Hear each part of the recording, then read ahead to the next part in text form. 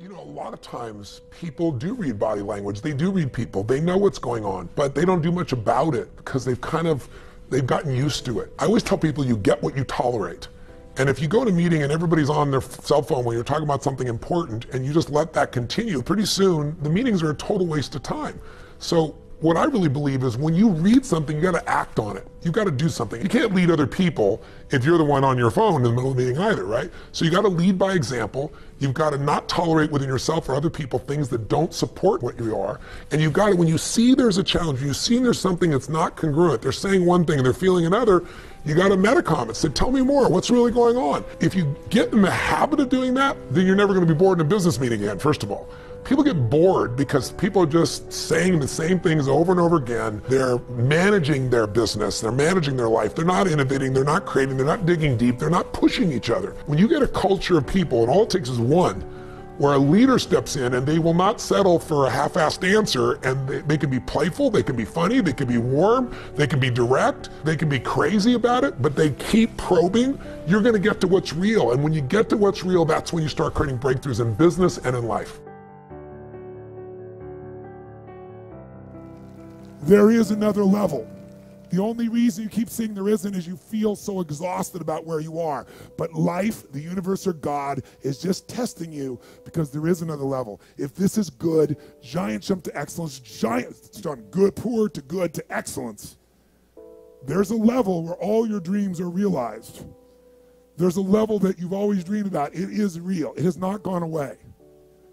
But it takes that extra burst when you think there's nothing left, there's no way, you've tried everything 10 million times and you keep going. It's almost like God is saying, if you keep hitting this wall enough times, I will see that you will not stop, that you are filled with that level of determination, faith, and courage, and then the door opens and you get to that next level. But what most people don't know is the next level is just 2 millimeters above. And it's called outstanding, ladies and gentlemen, outstanding. What's it called? What's it called? What's it called? Outstanding, magnificent, unstoppable, extraordinary, not excellent. It's a different level. It's a level where you are not one of the best, you are the best. And you know what's amazing? You only have to be 2 millimeters more than everybody else and you get everything. You get the joy, the laughter, the fun, the family, the passion, the economics, the freedom, the spirit. It's all there. What Jerry Maguire called the Quan, baby. All of it. And it's just 2 millimeters above, and most excellent people give up because they're exhausted. And there's some people who go, the harder I hit it, the more I hit it, sooner or later it's going down, I'm not stopping. And when you do that enough, it pops open.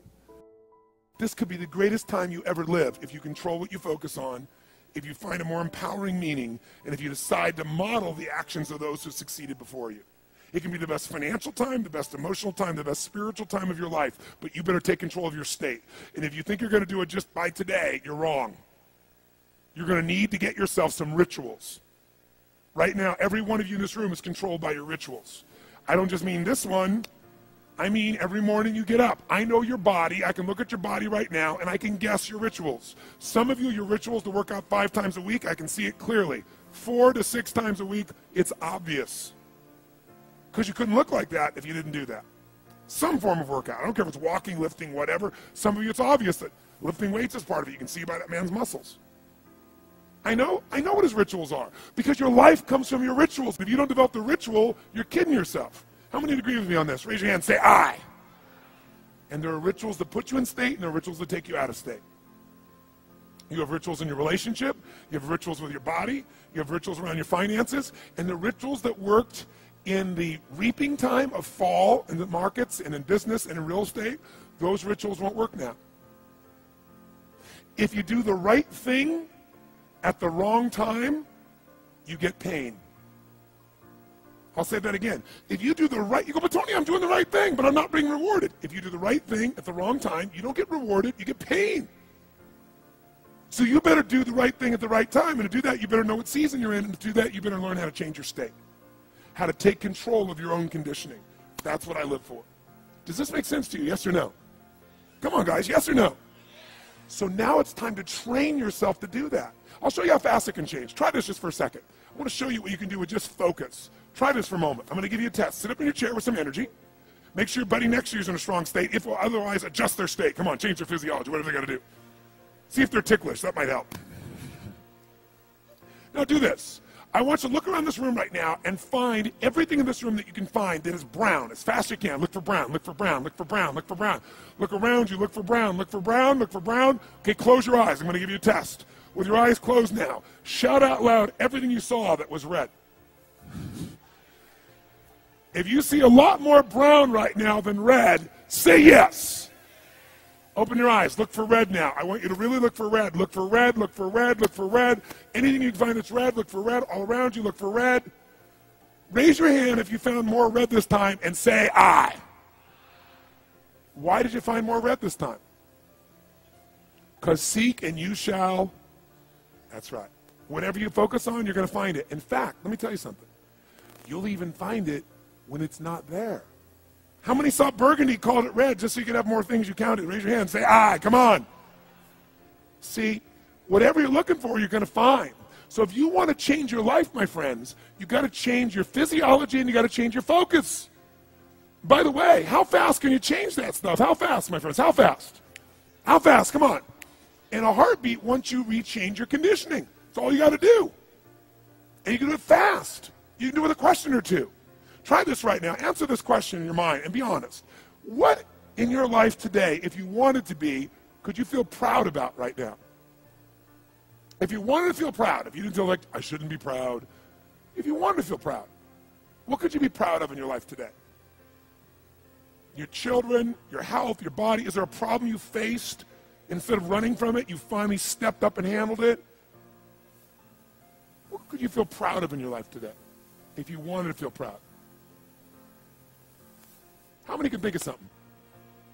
And when you think about this thing you're proud of, what about that makes you feel proud? What do you focus on that makes you feel proud? How do you breathe when you really start to feel proud? What's the kind of look on your face that starts to happen when you let yourself feel proud? Yeah. How's that feel?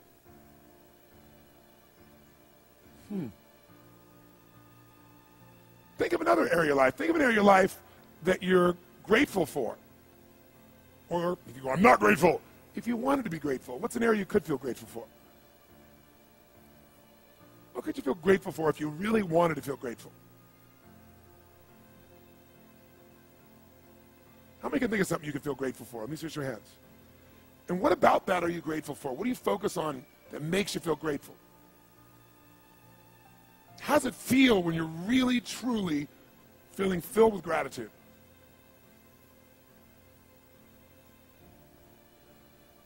Here's one. If you wanted to be excited about your life right now, and you were willing to be excited, you're willing to buck everybody else's trend, what could you feel excited about in your life if you wanted to feel excited? What could you get excited about if you really focused on it and you really took it in? And you weren't in a negative place. What could you get excited about if you wanted to be excited in your life? What could you get excited about? How many of you can think of something you feel excited about right now? Raise your hand. Let me see your hand. Say I.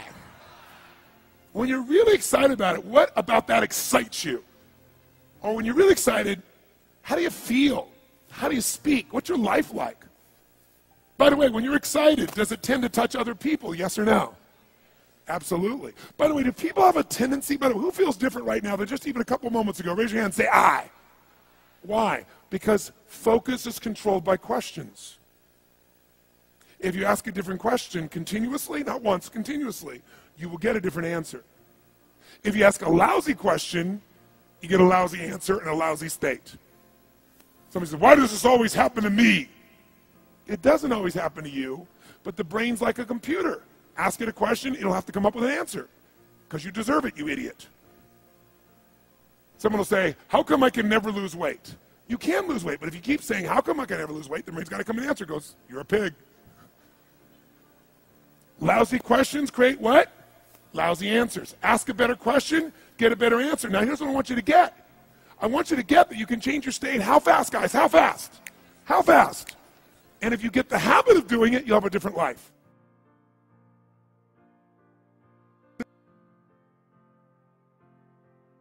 So what we've got to do is make that change in those standards. That's where the shifts happen. It doesn't happen any other place. And I'll give you a very simple example. If you want to know the difference in people's lives, it all comes down to what are the things that are musts for you versus shoulds. So let me tell you this. We said to have an extraordinary life, you got to have an extraordinary psychology, right? Extraordinary psychology means you got to live in an extraordinary state. To be in an extraordinary state, you got to condition your nervous system, your body, your physiology and focus to be at their best. Do you agree with this? Yes or no? Then to do that, though, you can do that. Why doesn't everybody? Not because you can't. We all have the ability. It's because of our standards. I remember a time early in my career, I was about 24, and I went to do a seminar in Boston. And in those days, a big seminar for me was like 125 people. And it was a 3-day seminar, and we worked around the clock, and people made such extraordinary changes in their life. And at the end of it, I was feeling so fulfilled. I was thinking, my God, I'm 24, maybe 25 at the time, and I am so happy because I have found my mission in life. I'm doing what I love. It's making a difference in people's lives. This is extraordinary. So we finished about midnight on the Sunday night. And around midnight, you know, I'm still wound up, so I don't feel like going to bed. So I decided, okay, you know, let me take a walk here, and I decided to go through Copley Square. If you've been through Copley Square, you know it's a pretty neat place. Because in Copley Square, you can look up and you can see buildings that were here before we were known as the United States, and beside them you see skyscrapers that are new. It's a pretty cool place. So I'm walking around midnight on Sunday night. There's nobody in Copley Square midnight on Sunday night. And I'm walking along, and I see this guy in the distance, and he's kind of stumbling back and forth between the gutter and the sidewalk. He's got a long trench coat on, his head's down like this. He's holding a brown bag, and I can start to smell him even before I get there, and I'm thinking, you know, this guy is obviously drunk. And as I started to get closer, I thought, I bet he's going to beg me for some money. And sure enough, whatever you focus on life tends to happen, doesn't it? So sure enough, he gets real close to me, and I thought all of a sudden he wasn't going to do it, and all of a sudden he popped his head up. It was really weird. He went, "Mister!" He had this really bizarre looking sounding voice. He went, "Mister, could you loan me a quarter?" And I thought, do I want to reward this behavior? And then I thought, I don't want him to suffer. Do you have this dilemma sometimes? Like, you know, I'm not here to judge. So years ago, I finally decided I always just give. Even if the person's pulling a scam, that's for them to deal with. If I have the ability, then I give. And so I thought, but could I teach him something? So I asked him a question back. I said, is that all you want is a quarter? So he goes, yeah, just 1 quarter. 1 quarter changed my whole life. 1 quarter. I said, really? He said, yeah, 1 quarter. So I reached in my pocket, and I pulled out my money clip. And in those days, I was, you know, very young, just starting to succeed. And my original mentor was a man named Jim Rohn. I don't know, how many have heard of Jim Rohn? Anybody? Yeah, he's a great guy. And Jim told me, he said, Tony, look, you've come from a poor background. You got a poor psychology. You got to change it. He said, you don't have any money, so pretend you do. He said, start training your brain, condition it. He said, go save all your money, get $300 bills, and put them on the outside of your money clip, even though you only have $5 in between that. So every time you put it out, you'll see that, you'll feel inspired, you'll feel better. He said, and you'll feel better, you'll do better. So I was like, okay. So I did. So I pulled my money clip, and sure enough, I got $300 bills in. I made sure he saw the bills. So I'm tearing through that, right? Looking in between there, see if I can find some change. But I made sure he saw it. Sure enough, he's looking at the $100 bills, checking it out. I find the quarter, I pull it out, take the money, put it in my pocket. I notice he's watching my hand going into the pocket. I took the quarter, and I looked at him, and I said, sir, life will pay any price you ask of it. And I gave him the quarter. And then something really interesting happened. He took the quarter. He looked at the quarter. He looked at me. He looked at my pocket. He looked back at the quarter, looked at me, looked at my pocket, looked at me again, looked at the quarter, looked at my pocket, looked back at me and said, you're weird. And then he shuffled on off like this, right? And I thought to myself, wow, what's the difference between him and me?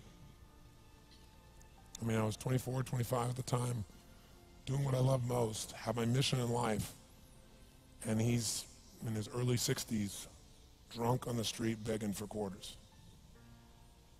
What's the difference? And I thought, well, maybe God's blessed me because I'm such a good person. I thought, oh, and he's such a bad person, that's such bull. And I thought, wow, maybe the answer to that question is what I just told him. Life will pay whatever price you ask of it. But you know what's interesting? You got to ask intelligently. In the Bible it says, ask and you shall what?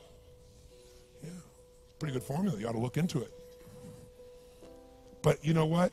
It says, ask and you shall receive, but I'm sure it meant ask intelligently. I'm sure that's what God meant. I'm sure he didn't mean bitch and you will receive. Whine and you will receive. I don't think that was the instruction. Now, if you were going to ask intelligently, there might be 5 elements of that. Number one, you'd have to ask specifically, wouldn't you? You wouldn't ask in a general way. People do all the time. They go, I want more money. Fine, here's $1, get out of here. Very often you're getting what you're asking for. You're just not aware of how general you're asking. Clarity is power. The more clear you are about exactly what it is you want, the more your brain knows how to get there. Your brain is a servo mechanism. It's like a bomb. Those bombs, those missiles, they have a servo mechanism. So if the target moves, it knows what the target is, it follows it. Your brain, when you condition it, knows exactly what to go for and it'll find a way to get there. Do you ever buy a certain outfit or a certain car and suddenly see that car outfit everywhere? How many of you have had that experience? Say, aye. How come that car outfit's everywhere? It always was everywhere, but now you notice it. And the reason is because there's a part of your brain called the reticular activating system, the RAS. That part of your brain determines what you notice and what you don't notice. Your brain spends most of its time trying to make sure you don't notice because you'll go crazy if you notice everything. But when you decide what's most important to you, your brain goes after it. Everyone I know who's successful builds what I call an RPM plan. An RPM is built on the metaphor that the way to get from where you are to where do you want to go to the fastest is you got to build power, like in a car, RPMs. And the R stands for they know the result they're after. They know what they want precisely. If you don't know exactly what you want or you let yourself get beyond that into something general, you're not going to achieve it. Clarity is power. You got to know the specific result you're after. What do you want? If you can't answer that question right now in your personal life, in your body, in your relationships, in your finances, in your spirituality, then you're not going to be as fulfilled as you want to be. Today we're going to have you answer one of those questions at least. The second part of it, you got to know P, why you're doing it. Because you know what? You may get a big goal. Somebody says, I want to make $1 billion. I want to bring peace to the earth. Why? Because as soon as you come up with a goal, all the obstacles show up. Unless you've got enough emotional drive to break through that, you're never going to discover what it really takes. So you got to get yourself past that. And the way to get past that is have enough reasons. Reasons come first, answers come second.